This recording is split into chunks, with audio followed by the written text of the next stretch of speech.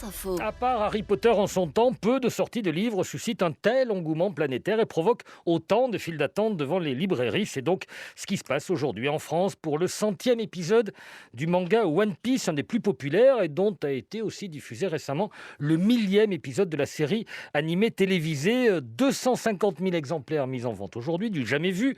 Et dans le monde, près de 500 millions d'exemplaires vendus en un quart de siècle. Allez, on en finit pour les chiffres. On va rencontrer avec vous, Maureen Sunière, quelques lecteurs qui ont grandi avec One Piece. L'histoire d'amour entre One Piece et Joy, 23 ans, a débuté lorsqu'elle était enfant. Un ami lui offre le premier tome pour son anniversaire et depuis... C'est mon manga préféré. Je suis vraiment fan, j'aime Eiichiro Oda. Eiichiro Oda, le dessinateur et scénariste japonais, devenu une légende grâce à cette série, tout simplement incroyable pour Joy. L'histoire, elle est sérieuse, mais il y a toujours un petit ton d'humour. Les personnages, ils sont attachants, surtout Luffy, c'est le personnage principal, mais c'est l'un de mes personnages préférés. Luffy qui est en quête d'un trésor fabuleux, il veut aussi devenir le seigneur des pirates et recrute son équipage au fur et à mesure de l'aventure.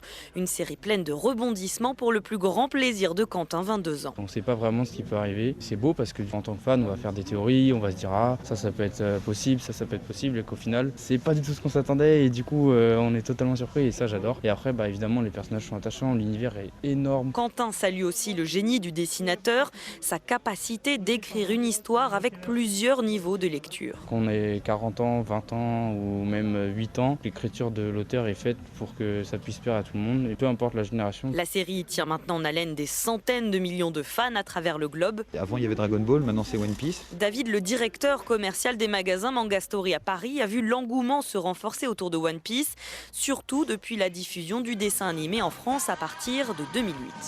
One Piece. Et puis après, avec le temps, il y a eu tellement de produits sur One Piece que les gens s'y sont intéressés en se disant mais c'est pas possible, tout le monde lit ça, donc faut que je m'y mette. One Piece qui a participé à changer l'image du manga en France. Le manga a un peu plus le vent en poupe, il y a plus de médias à en parler, les parents ont accepté le concept. Quand One Piece a commencé par exemple, je pense que c'était très bizarre de lire du manga. Et maintenant c'est plutôt l'inverse, quand on est au collège ou au lycée, c'est très bizarre de pas en lire. Donc c'est assez un revirement en l'espace de quelques dizaines d'années qui est assez amusant. Et à chaque sortie de One Piece, le même phénomène devant son magasin, la file d'attente avant l'ouverture et les exemplaires qui s'arrachent en quelques minutes. Voilà, et c'est encore plus vrai sans doute pour ce 100e épisode. Aujourd'hui, je vous présente nos invités. Bonjour Karine Nishimura. Bonjour Frédéric, bonjour à tous. Vous êtes la correspondante de France Info à Tokyo. Et bonjour le doc. Bonjour. C'est sous ce pseudo que vous animez en France la chaîne YouTube, une des premières, je crois, consacrée à ce genre-là. One Piece Passion TV. Vous êtes tombé dans cette marmite quand, le doc? Très jeune? Premier manga pour vous? Non, pas du tout. Non, parce que j'ai 46 ans, le même âge que Eiichiro Oda, et moi je suis tombé dedans il y a à peu près 17 ans. D'accord, donc adulte. Ouais, je suis un adulte et c'est ça qui est vraiment génial, Ouais. c'est-à-dire que le manga n'est pas que pour les jeunes, c'est aussi pour les adultes. Bien sûr, mais pour des adultes, mais on le sait, et évidemment, mais pour des adultes qui continuent après avoir été initiés plus jeunes, vous, c'est une découverte à 30 ans, si je compte bien. Oui, c'est ça. Faut dire aussi qu'il est de 80, C'est pas faux. ça date de 97, donc voilà. Et qu'est-ce qui vous a immédiatement séduit? Alors c'est pas immédiatement séduit, c'est plutôt au fur et à mesure du temps, c'est surtout le côté un petit peu sentimental, action, humour. Il y a vraiment plusieurs choses qui sont dedans et c'est pas qu'une seule fois, c'est vraiment au fur et à mesure des aventures où on reconnaît et on s'identifie aussi à certains personnages. C'est-à-dire que vous le constatez aussi sur votre chaîne, la passion, puisque c'est le nom de votre chaîne, elle est progressive, c'est pas dès le début, il faut s'y installer. Oui aussi, et c'est surtout aussi ce qui est bien, c'est qu'au fur et à mesure du temps, je me suis aperçu que la communauté me correspond vraiment, c'est-à-dire que j'ai une communauté qui va avoir entre 18 et 45 ans. Karine Nishimura, c'est le même phénomène au Japon, entre guillemets. Est-ce que là aussi, je crois que c'est en septembre qu'il est sorti ce 100e épisode, sorti ultra événement également? Non, parce qu'en fait, il en sort 4 par an au Japon, des tomes de One Piece. Donc, si vous voulez, le phénomène reste massif, mais ce n'est plus l'événement médiatique que ça a pu être. Reste que One Piece, c'est quand même incroyable, parce que c'est 490 millions de tomes vendus dans le monde, mais c'est 400 au Japon. C'est-à-dire que les 90 millions, c'est ailleurs dans le monde. La France a un marché massif pour le manga, c'est le deuxième après le Japon. Mais au Japon, c'est un phénomène incroyable, One Piece, mais qui dure depuis que je suis au Japon, en fait. Parce que moi, ça Un fait quart de 24 siècle à peu ans près, hein, que c'est je suis ça, oui, arrivée oui. au Japon, voilà. Vous êtes arrivé au numéro Japon 1. en 97. Au numéro Voilà, 1, je suis 2. arrivée au numéro 1. Et le phénomène n'a pas démarré réellement au moment où je suis arrivée. C'est-à-dire c'est un phénomène qui a explosé au fil du temps, en fait, et qui est entretenu par ce qu'on appelle ici au Japon le média mix, c'est-à-dire ce broyeur, en fait, de One Piece, en fait, qui me fait qu'on est dessous en permanence, en fait. On a les films, on a les dessins animés, on a le manga en feuilleton hebdomadaire, on a le manga en tome ensuite tous les 3-4 mois. Donc c'est vraiment un phénomène permanent et l'auteur est exceptionnel parce qu'on ne le voit pas. Ben oui, c'est ça. Il est Lui, caché. il y a le rouleau compresseur et lui, il est extrêmement discret. Ça joue sans doute aussi.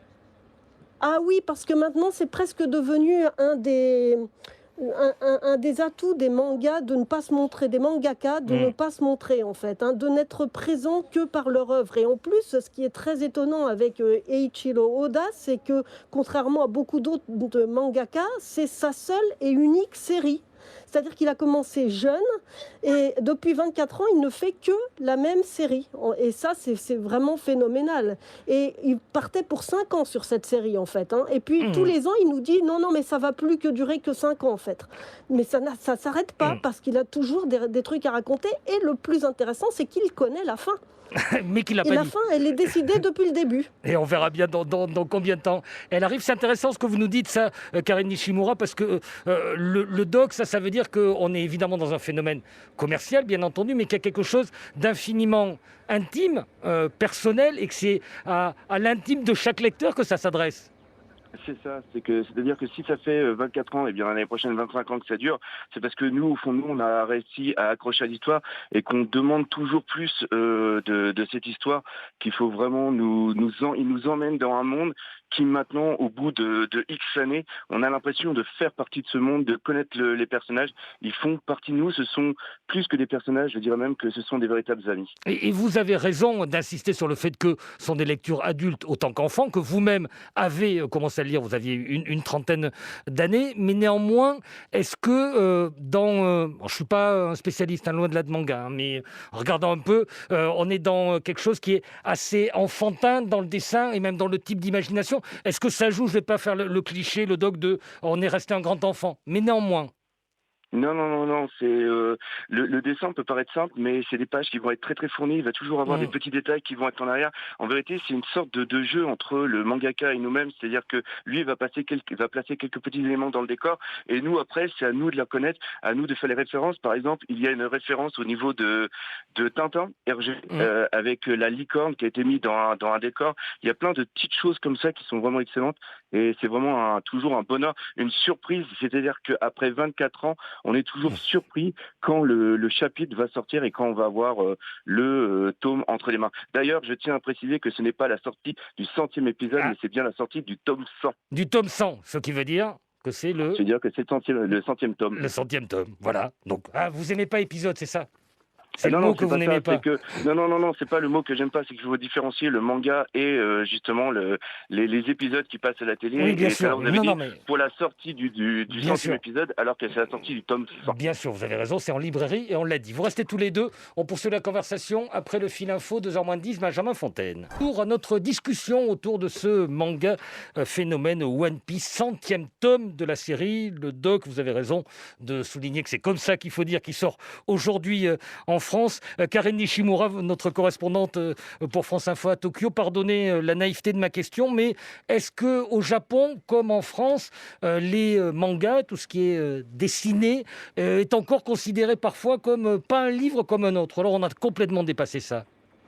Non, on a dépassé ça, parce qu'on est vraiment maintenant au Japon, si vous voulez, le manga, il a pris son essor juste après-guerre, après le départ des Américains en 52. Il a pris son essor à ce moment-là, et toute la génération qui a aujourd'hui plus de 70 ans a biberonné au manga. Et donc, en fait, le manga fait partie de la société japonaise. Et dans aucune famille, on va avoir pourquoi tu ne lis pas des livres. Ça n'existe pas, parce que c'est une question qu'on se pose beaucoup chez nous. Non, non, parce que même les bouquins d'histoire sont mangaisés, même toutes les notices pour les appareils, toutes les informations délivrées par les pouvoirs publics sont souvent mises sous forme de manga aussi. Quand le Japon vote une nouvelle loi, un nouveau système juridique, par exemple, il fait un manga pour l'expliquer.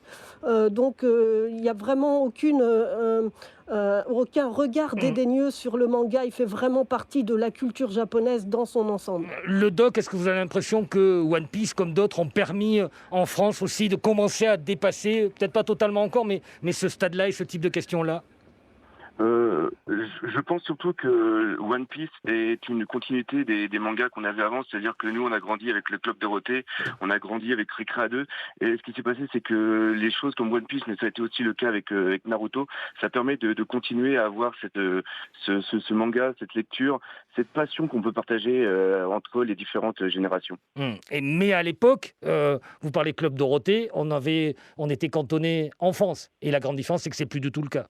Non, voilà, c'est ça. Maintenant, c'est vraiment quelque chose qui est mondial, c'est vraiment quelque chose qui est planétaire. Il faut savoir que maintenant, grâce à des nouvelles versions, on peut lire le manga en même temps qu'un Japonais va lire le manga.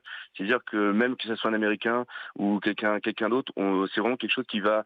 Je trouve que One Piece va vraiment unir les personnes à travers le monde. C'est-à-dire qu'au moment où nous, on va lire notre manga, et bien quelqu'un au même moment va lire exactement les mêmes passages et va peut-être aussi ressentir la même émotion que nous, on va ressentir. Et je trouve que c'est quelque chose qui unifie dans ce monde où on a cette impression d'être plutôt individualiste. Et j'imagine que vous, bien entendu, ce 100e tome, ça fait longtemps que vous l'étiez procuré, vous l'avez peut-être lu en japonais, je ne sais pas, peut-être que vous lisez en japonais. Non, parce qu'il y a une grande différence, et non, à part pour l'objet de collection, l'avoir. Je sais que là, ce qui joue beaucoup aussi, c'est le fait qu'il y a une version collector qui a été faite par Glénat, et c'est quelque chose qui s'arrache, que beaucoup de personnes veulent avoir. Ils avaient déjà fait ça pour les 20 ans de One Piece. Donc ouais, il y a aussi ce petit côté un petit peu merchandising qui est présent. Oui, merchandising, petit côté, même grand côté. Parfois, il nous reste à peine une minute. Je voudrais que l'un et l'autre, vous nous suggériez un autre manga. Je ne sais pas, Karen Nishimura, si vous savez lesquels sont traduits en France. Si tous sont traduits en France. Mais voilà, l'un et l'autre, un autre manga à nous suggérer. Karine, d'abord. Non, mais bon, il y en a énormément de traduits en France. Hein. Bon, le Bien phénomène que les Français maintenant connaissent, c'est que tous les enfants japonais ont dévoré récemment et qui est du même acabit, mais qui s'est déjà arrêté, c'est Demon Slayer, hein, Kimetsu no Yaiba en japonais, et qui est une histoire aussi, bon, avec toujours des mêmes héros planétaires, universels, qui véhiculent les mêmes valeurs et qui sont presque apatrides en fait. Et là aussi, un film est sorti en France il n'y a pas très longtemps et qui marche extrêmement bien. Le dog, vous, si c'est pas One Piece, c'est quoi ? C'est tout simplement Berserk, qui malheureusement, le mangaka nous a quittés, Miura. Et je trouve que pour ceux qui malheureusement n'ont pas pu connaître cette œuvre, qui malheureusement, on ne sait pas si elle pourra se terminer ou pas, je conseille vivement de s'en lancer. Par contre, c'est un manga qui est très très très adulte et je le déconseille fortement aux enfants. Aux enfants. Comme la ligne n'est pas parfaite, est-ce que vous pouvez reciter, s'il vous plaît, ce manga ? Je ne suis pas sûr que tout le monde ait bien entendu. Excusez-moi. Non, mais c'est moi. C'était Berserk. Berserk. Et qui est édité en France, hein. On le trouve sans problème. Oui, on le trouve sans problème. Eh bien écoutez, je vous remercie en tout cas infiniment à tous les deux de nous avoir plongé dans cette planète manga à l'occasion de la sortie de One Piece en France, 100e tome d'un des mangas les plus populaires dans notre pays et dans le monde entier. Karen Nishimura, merci, correspondante de France Info à Tokyo. Le doc, je redonne votre chaîne YouTube One Piece Passion TV.